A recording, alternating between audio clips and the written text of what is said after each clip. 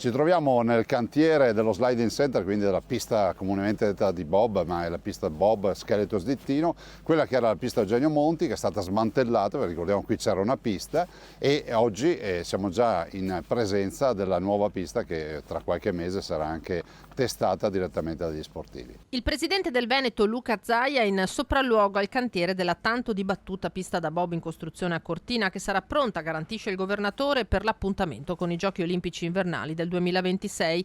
Insieme a Zaia, l'Olympic Games Executive Director Christophe Duby, il presidente del CONI della Fondazione Milano Cortina 2026 Giovanni Malagò, l'amministratore delegato della società Infrastrutture, la Simico Fabio Saldini e i tecnici del Ministero delle Infrastrutture e dei Trasporti. Sarà la pista più iconica del mondo, non c'è uno sportivo nel mondo che faccia bob, skeleton o slittino che non pensi di venire qui a testare questa pista, tanto è vero che si stanno già preannunciando molti eventi, e dall'altro voglio anche ricordare che è la pista progettata anche per il parabob. Quando il parabob, ovvero il bob paralimpico, diventerà disciplina delle Olimpiadi, questa è una pista che sarà in grado di accogliere anche il parabob. Una preomologazione è fissata per il 24 marzo, al lavoro nel cantiere della pista da 1650 metri di lunghezza, 180 persone.